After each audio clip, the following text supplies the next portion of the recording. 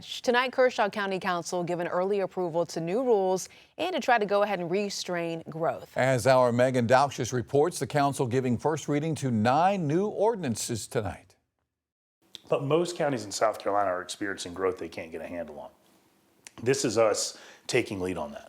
The 9 ordinances fall into categories of a permit allocation system, new development standards, and a new policy and procedure of permits and plans. The biggest discussion of the night was the permit allocation system, which would put a cap on residential building permits. The goal is to reduce growth while the county amenities and regulations are reviewed. County Councilman and Smart Growth Rewrite Committee Chairman Derek Shoemake says around 500 permits in all building categories are given each year. For every building permit that's issued, you've got 2.53 new people in your county. So we know that historically, on average, we've been issuing about 500 building permits. If we stay on that pace, we're going to grow 8% more this decade, and we're going to grow over 20% at the end of the decade. He explains how reduction may work. So for example, if you cap it at 30%, if you do a 30% reduction, you'd only issue about 350 building permits a year. If you cap it at 40%, you'd be issuing 300 building permits a year. And by the way, even at a 40% reduction, the county still grows almost 16, 17% by the end of the decade. If this system takes place, the amount of permits limited would be reviewed by the county council every 6 months, and permits would be given on a first-come, first-served basis. Council discussion included the way some of the dwellings would be identified, the percentage at which how many permits would be allowed, members asking for those numbers at 20% and some saying it needs more data.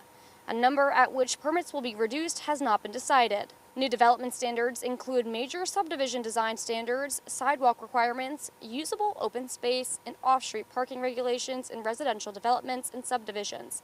Emergency services in the school district noted in prior meetings that it's hard to get through in some subdivisions. It's very difficult sometimes getting ambulances and buses into these neighborhoods where they've got parking on both sides of the street. So by saying you can't park on both sides of the street and you have to have off-street parking available, that's going to clear up more room so our school buses can get there, our emergency services can get in there. As for the last 3 ordinances, those are about new policy and procedures of permits and plans. One includes increasing developers' performance and financial guarantees, holding them more accountable if something like a road were to fail. Derek Shoemake explains the second to last. The school district were to go to the planning commission and say, hey, if you build this neighborhood, you're going to max out our school. It gives the planning commission the ability to say, you know what, we're going to deny this because it's going to shut down the school or put the school at capacity. And the final ordinance discussed would give staff 5 business days to review land and development submissions for more thorough reviews. All ordinances were passed on first reading. Reporting in Kershaw County, Megan Dalkshius, News 19 WLTX.